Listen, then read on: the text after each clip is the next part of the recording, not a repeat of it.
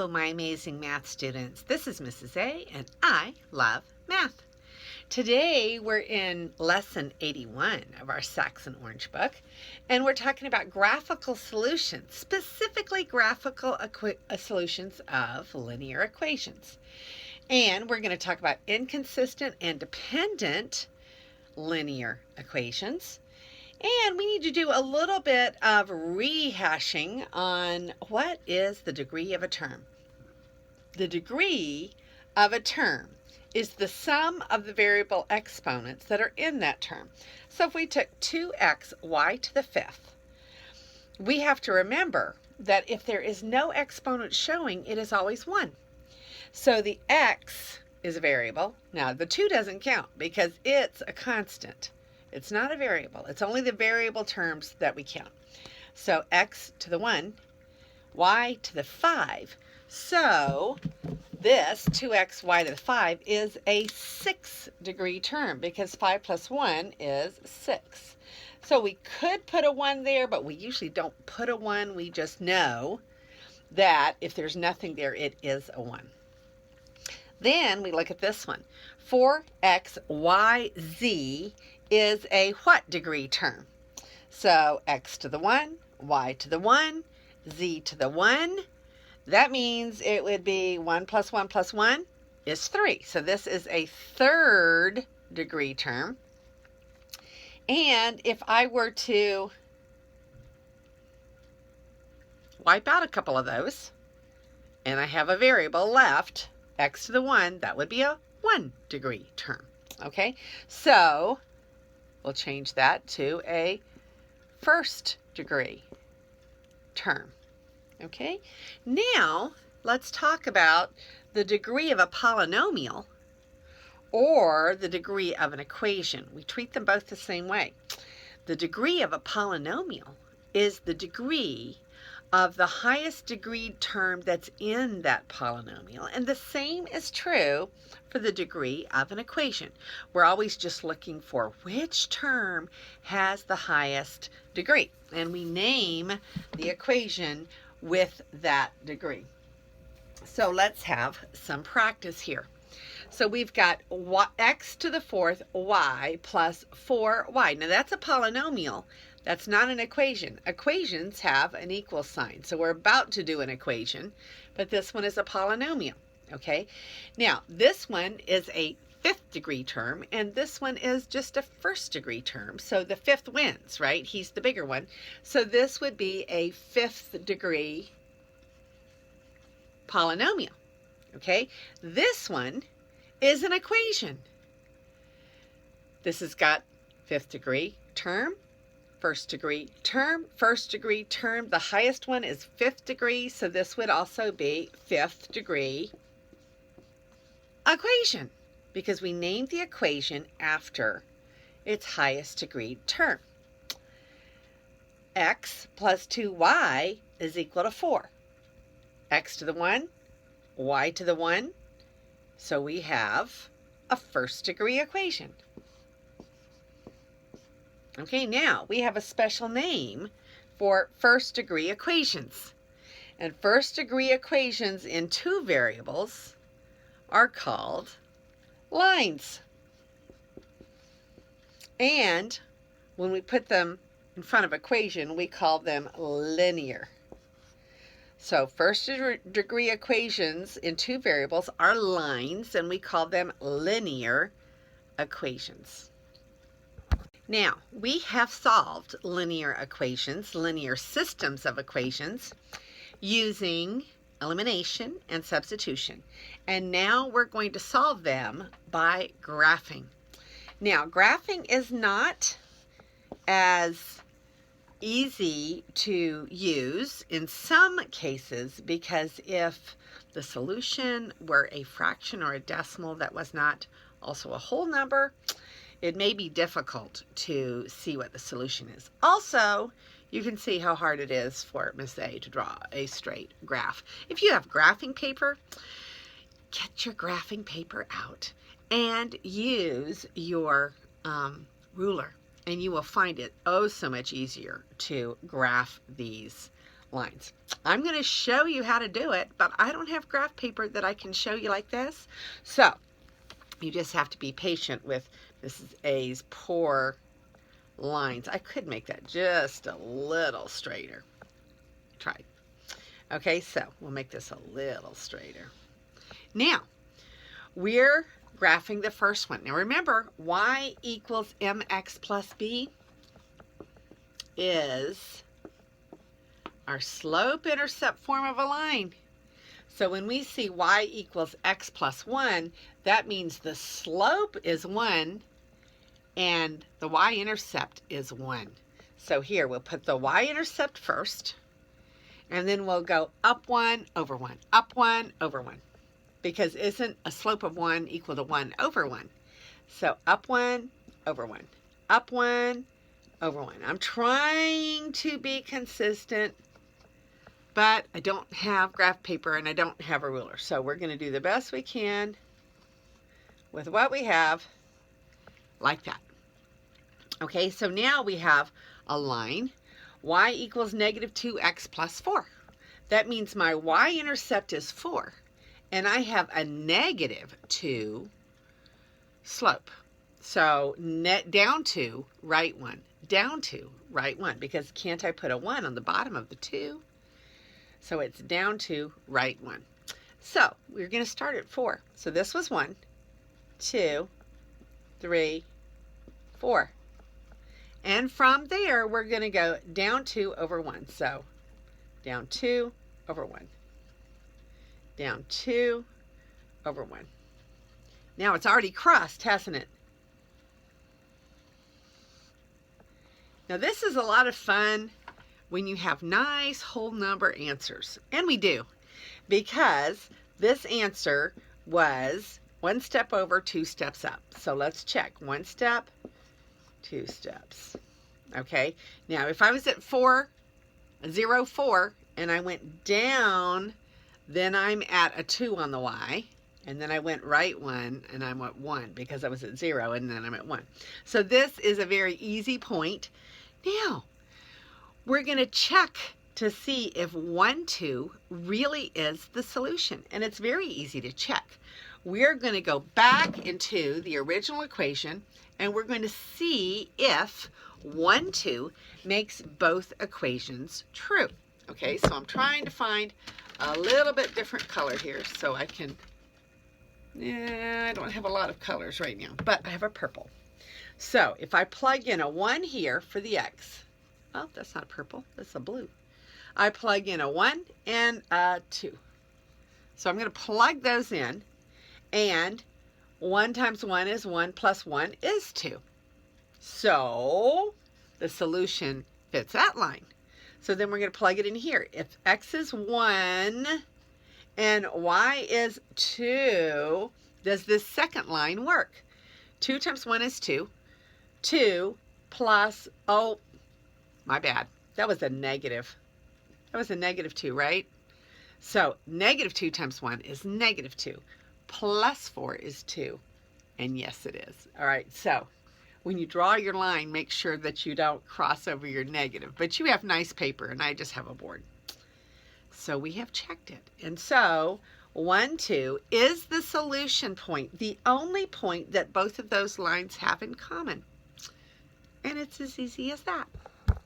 For our next equation, we have some very interesting equations in this system. When we have just a y line and there's no x, remember that that kind of a line means that every point on that line has a y of 2. Mrs. A has a little bit of direction problems, and so when I was young, I had a real hard time with that type of line. So this is what I would do. I would say, okay, I don't know whether it's vertical or horizontal, but I know it's one or the other. So I would start, and I would say, well, 0, 2 has a y of 2, and 2, 2 has a y of 2, and 4, 2 has a y of 2. And all of those points have a y of 2. And so I plotted those points, and that gave me the line. 0, 2 is here. 2, 2 is about there. 4, 2 is about there. So my line is horizontal, isn't it? And that trick works for vertical lines too. If you have an X line, you just make all the X's in the point to be that number that they state. So here's my line, y equals 2. And my line, y is equal to x, is such a famous line that they gave it a name. That is the identity function. Okay, and the identity function means that no matter what x is, y is the same thing. So that means the points that go in that line would be 0, 0, 1, 1, 2, 2, 3, 3, and so forth. All right, so because x and y have to be equal, and so both sides of the ordered pair have to be equal. Well, let's plot these points. 0, 0, 1, 1, 2, 2. Oops, there we go. We just made our point, didn't we? 3, 3, 4, 4, and we have our identity function right there. The y is equal to x line. And our two lines cross at 2, 2, and we can see it. 2, 2 was in this one, 2, 2 was in this one, wasn't it? So our answer is 2, 2. Now if I plug in a 2 here, there's no problem, because even though there's no x, I plug in the 2 for the y, and it's true. 2 is equal to 2. If I use 2, 2 here, I plug in a 2 here and a 2 there, and 2 is equal to 2. And so the system of equations, the system of linear equations, has the solution 2, 2. Okay, so now we have an interesting set of equations. This system, y is equal to x plus 2, y is equal to x minus 1. Notice that both lines in slope-intercept form have a 1 in front of the x. Well, you can't see the 1, but it's there, right? When there's nothing in front of the x, it's a 1. So we have a slope of 1, and we have a different y-intercept. So let's see what happens here. Okay, we're going to start with the y-intercept of 2. We plug our point in. Okay, and then we're going to, from that point, remember that my slope is 1, and when I write the slope of 1 as a fraction, it's 1 over 1. And they're both positive, so it's going to be up 1 over 1. Up 1 over 1. And I draw my line with a slope of 1. It's kind of straight. Then I'm looking at the next one. The y-intercept is -1. So -1 is right down here. And now I still have a slope of 1. So up 1 over 1. Up 1 over 1. And I'm going to draw my line. Now, what do you notice about these two lines? They have exactly the same slope. Maybe not on my board, but in real life, they have exactly the same slope. So think of railroad tracks. Do railroad tracks ever touch? I hope not. The train would have a wreck, wouldn't it? Railroad tracks have to be exactly parallel to each other. That means they have to run exactly the same distance apart at every single point on that railroad track. Parallel lines are just like railroad tracks. They never, ever, ever cross. Okay, so we don't have to worry about having an accident. So parallel lines never cross. But remember, we're solving by graphing. In order to solve, we have to be able to cross two lines and find the point that they have in common. Do these two lines ever have a point in common? Do they ever cross? No, they never cross. That means there is no solution. And when we say there is no solution, we say this system of equations is inconsistent. Inconsistent means there is no solution. Okay, so let's talk about inconsistent systems of equations here. Okay, so I really should have put inconsistent systems because it has to be systems of equations to be inconsistent. Inconsistent systems. No solution and no crossings between the two lines, just like we saw on the last clip. So here we have two equations, x plus y equals 2, x plus y equals negative 3. Well, the first thing you notice is these are not in slope-intercept form, but we can easily put them in slope-intercept form by subtracting an x from this side, so we say minus x over here, and subtracting an x from this side. So these are going to cancel, and then we're going to get y equals, let's put the x in the front so it's in the right form, negative x plus 2. And we're going to do the same thing down here. We're going to subtract an x and subtract an x from both sides. This cancels, and we get y equals, I'm going to put the x first, so it's a negative x minus 3. So when I graph these, let's see what happens. Don't they have the exact same slope? So the exact same slope we saw in the last little problem gave us railroad tracks, didn't it? Gave us parallel lines. So here's our y-intercept, 2. So we're going to plot our 2, our y-intercept. Now we're going to go down 1, right 1, okay? Because that's a slope, and negative 1 is negative 1 over 1. So down 1, right 1. Down 1, right 1. Now, if you get confused, negative 1 is negative 1 over positive 1. Okay? Because more than one negative sign would be a positive, wouldn't it? So negative 1 over positive 1, or positive 1 over negative 1. So we can go both ways. We started here. If we go down 1, right 1, down 1, right 1, or if we go up 1, back 1, up 1, back 1, up 1, back 1. Doesn't it look like I'm on the same line? So now we draw our line, and that's line number 1. So now we're going to go to the second line, and it's got a y-intercept of negative 3. So 1, 2, 3. And now we're going to go negative 1 again. Negative 1 can be negative 1, down 1, right 1. So here, down 1, right 1, I'm out of room. So I'm not going to go that direction. I'm going to go up 1, back 1. Up 1, back 1. Up 1, back 1. And I can see that these two lines are parallel. They have the same slope. They're like railroad tracks, and they're never, ever, ever going to cross. There's no crossing point. Now, we've already talked about how to look at these graphing. What do they look like if you tried to solve this type of inconsistent equation using elimination or substitution? Let's do that. So first we're going to try substitution. Remember, substitution, we get one equation to slide into the other equation.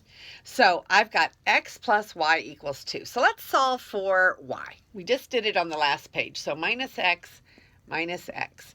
This goes out and we get y equals negative x plus 2. Now, in your book, you're going to see they do the substitution the other way, but it's going to turn out the same way. I'm just doing one equation. I'm subbing with this equation instead of the other one. So y is equal to negative x plus 2, and then I'm going to use this one as my sub-equation, and this one is my main equation. X plus y equals negative 3. Now, to substitute, I'm going to take this y, and I'm going to substitute it with this y. So x plus, now I'm going to take that y out and I'm going to leave a hole, equals negative 3, and then I'm going to plug this y in, and this y is negative x plus 2. Now let's see what happens. X plus a negative x, so my x's cancel, x plus a negative x plus 2. Well, that's going to be 2. 2 on the left-hand side equals negative 3 on the right-hand side. 2 does not equal negative 3. Therefore, I came up with a false situation. And that means when you have substitution, you wind up with a false statement at the end. That means it is inconsistent. Okay, so that's what it looks like with substitution. It should look the same way with elimination. We should come up with some sort of false statement at the end. Let's see.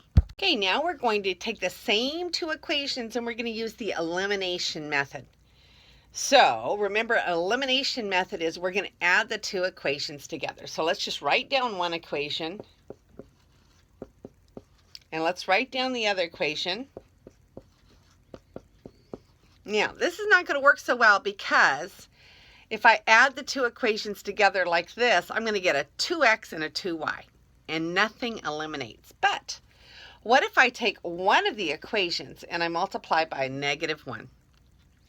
Then I would have negative x minus y equals positive 3. Negative times negative is a positive 3. So now I'm going to add these two equations together. So I have an x and a negative x. Poof, it disappears. Y and a negative y. Poof, it disappears. And on the left-hand side, I get a 0. On the right-hand side, I get a 2 plus a 3 is 5. Is 0 equal to 5? Not on this planet. 0 is not equal to 5. I wind up with a false statement. So how do you know that you have an inconsistent system? If you're using elimination or substitution, you wind up with a false statement when you try to solve. Okay, so here in the next example, determine if there is a solution. So we have a system of equations. Notice that we have the same slope, but we have different y-intercepts. From what we've seen before, the graph of this line is going to start at 2 here. 1, 2. That's the y-intercept. It's going to go up 1 over 1, up 1 over 1, up 1 over 1, up 1 over 1. Slope of the line is 1. And this one has a y-intercept of negative 1. And it will also go up 1 over 1. And it will have exactly the same slope as the line above it. Those two are parallel. I didn't draw it so well, but those two are parallel. Railroad tracks, aren't they? They're never going to touch because they're exactly the same slope. All right, so what if, if we graph it, parallel lines are pretty obvious. If we solve it using either elimination or substitution, remember that we come up with a solution that does not make any sense at all. It is an invalid solution.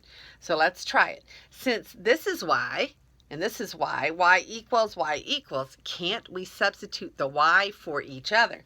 So I'm going to use this one as my base equation, y equals x plus 2, but then I'm going to use this one as my substitute, and this y is going to slide right there, and I'm going to take out the y, and I'm going to put in x minus 1 in place of the y.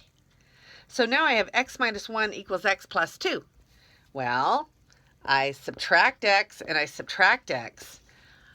My x's disappear and I get negative 1 equals 2. But negative 1 does not equal 2. Therefore, we can say, no, that's an invalid solution. Therefore, there is no solution, and the system of equations is inconsistent. And it's as easy as that. Okay, so we have dependent equations is the next section, and we're talking about equations that are actually equivalent to each other. And equivalent equations have the same solution set. So let's take an example and learn from the example. Here we have y minus x equals 2. Now this is a line and it has an infinite number of solutions. So let's find out some. If I plug in a 1 right here, then I have something minus 1 equals 2.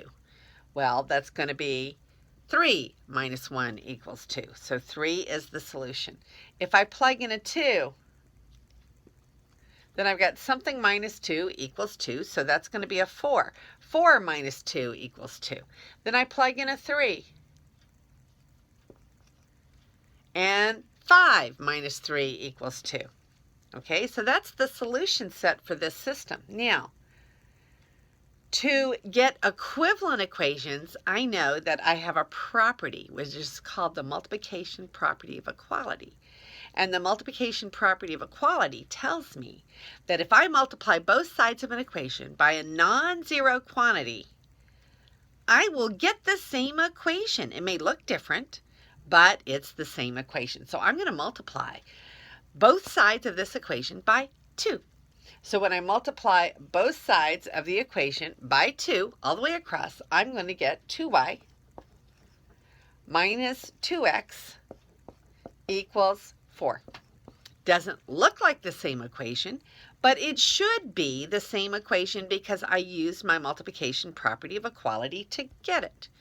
So now, if it's actually equivalent to the one we started out with, wouldn't the same set of solutions work for this equation as worked for that one? Let's check. Let's put in 1, 3. And we're going to get 6 minus 2 is 4. It works. Let's do 2, 4. 2, 4. 8 minus 4 is 4. Check. Let's put in 3, 5.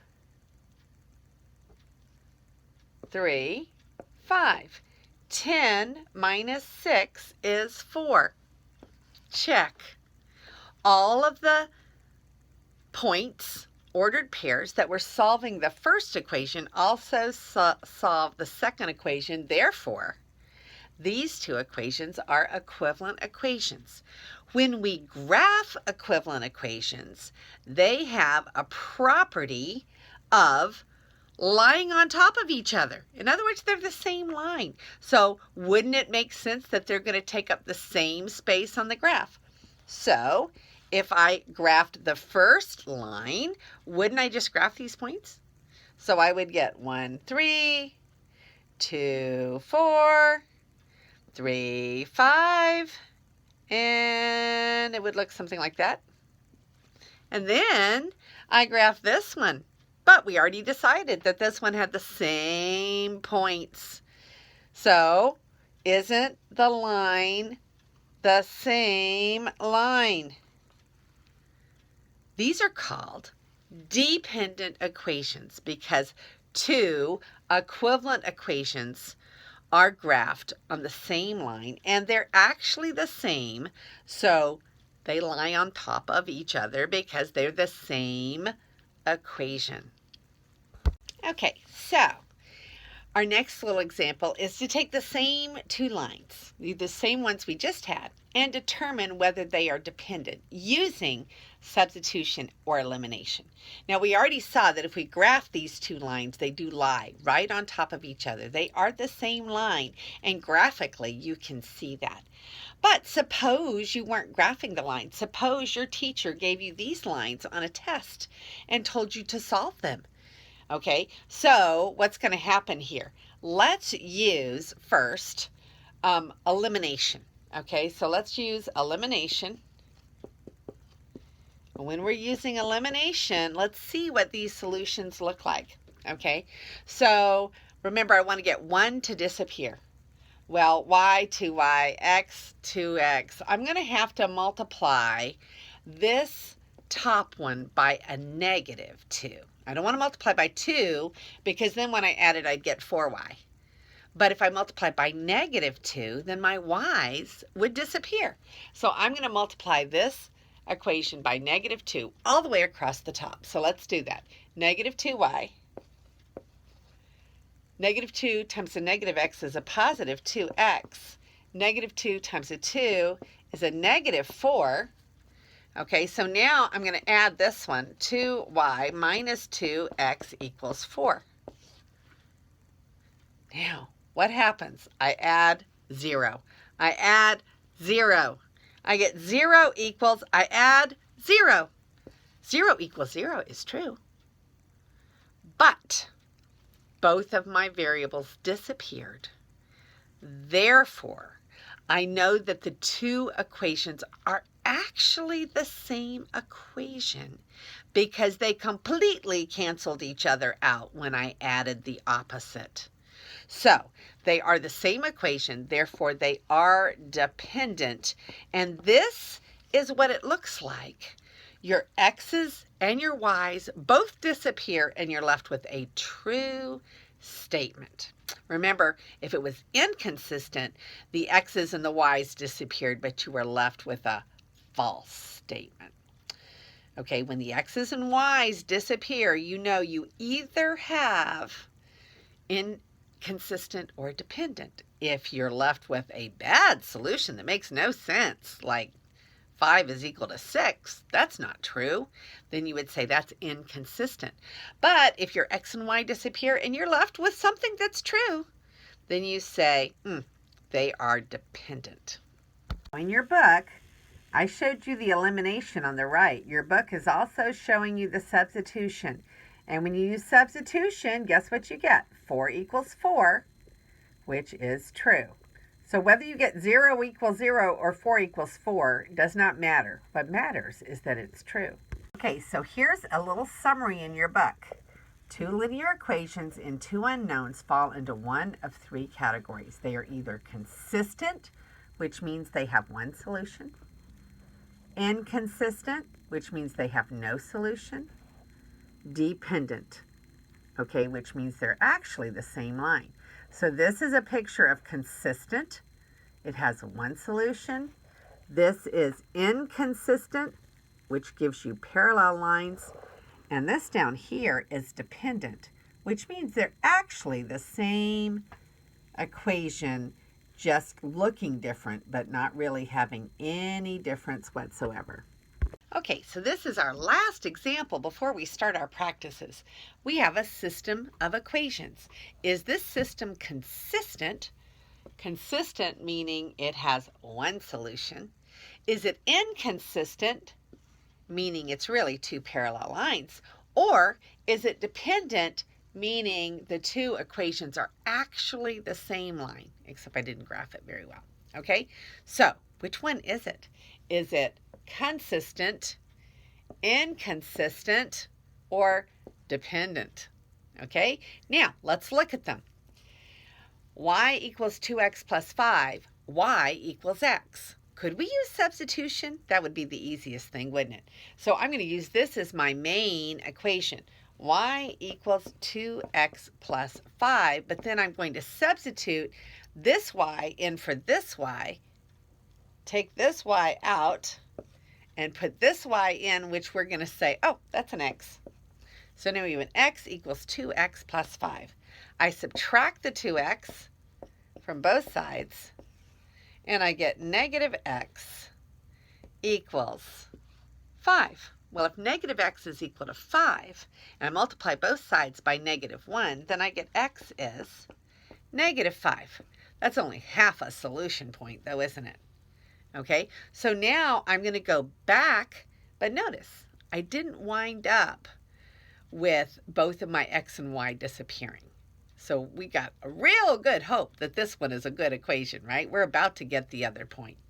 So remember, in both independent and dependent, the x and the y both disappear.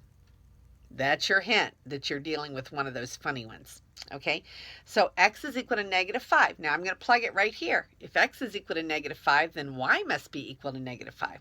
So y equals negative 5 too.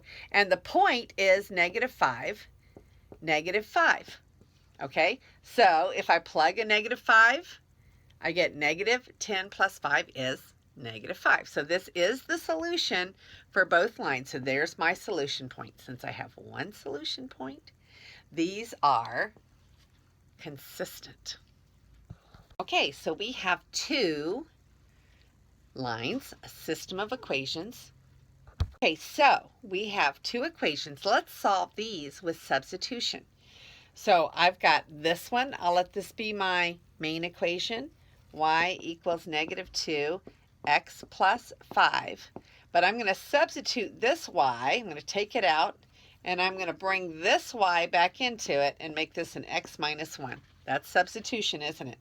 So now I'm going to add a 2x to this side and add a 2x to this side. And I'm going to get 3x minus 1 equals 5.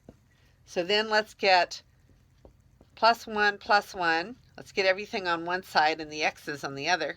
So now I'm going to have 3x. This is going to cancel. 3x equals 6, or divide by 3, divide by 3. X is 2. So the x portion of my ordered pair is 2.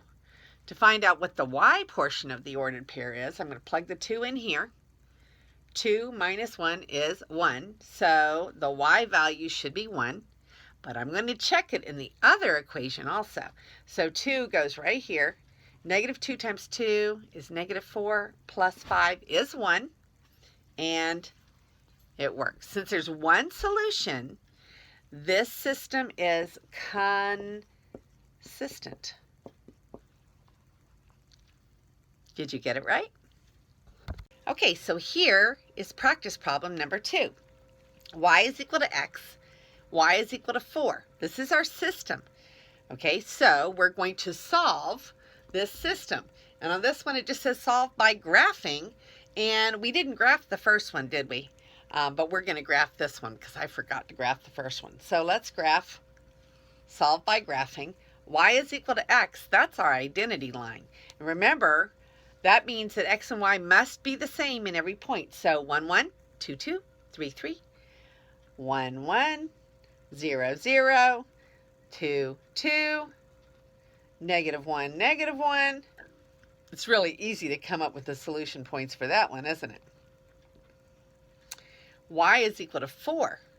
Okay, remember my little trick of saying if I take 3 points and I make the y value 4 in each point, and I make this 0, 2, 4, or anything I want to really, then it's easy to see 0, 4, 2, 4, 4, 4. Now, this one's going up through 4, 4, isn't it? Because y must be equal to x. That means I have to have double points, 4, 4. And then this one is 4, 4. So this one, where it graphs, and if you had graph paper, you would be able to see that that goes through 4, 4 a lot better than on just my plain board. So the solution set is 4, 4. You have a dependent system, and the solution is 4, 4. If you plug in 4 and 4, it works. If you plug in a 4 right there, it works. Here is our last practice problem. We have x plus y is 7, x plus y is 9. Something looks funny about that one, doesn't it? If we have the same x plus y, how can they be 7 and how can they be 9? So I'm thinking there's something funny with this one. We're supposed to tell whether it is consistent, inconsistent, or dependent. So first, let's put it in slope-intercept form. So I'm going to subtract an x, subtract an x. So I'm going to have y equals, we'll put the x in the front, negative x plus 7. We're going to do the same thing over here. We're going to subtract x from both sides. This cancels and we get y equals negative x plus 9. So now they're in slope-intercept form. If I were to graph them, I'd have a y-intercept at 7 and a y-intercept at 9 with exactly the same slope. Parallel lines, right? Sure looks like parallel lines. But what if I don't graph them? What if I decide to use substitution? So substitution would mean, okay, I'm going to write down this one, y equals negative x plus 7, and then I'm going to substitute this y for this y, meaning negative x plus 9 goes right here as my sub. So now I'm going to add an x and add an x. Poof! My x's disappear, and I'm left with 9 equals 7, which is really a no-go. We know that 9 does not equal 7.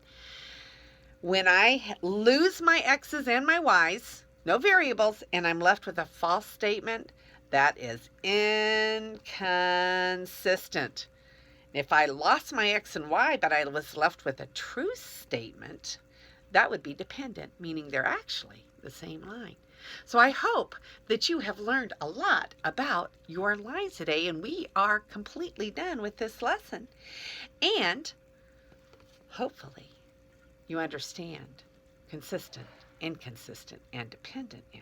This is Mrs. A, and may God bless your day.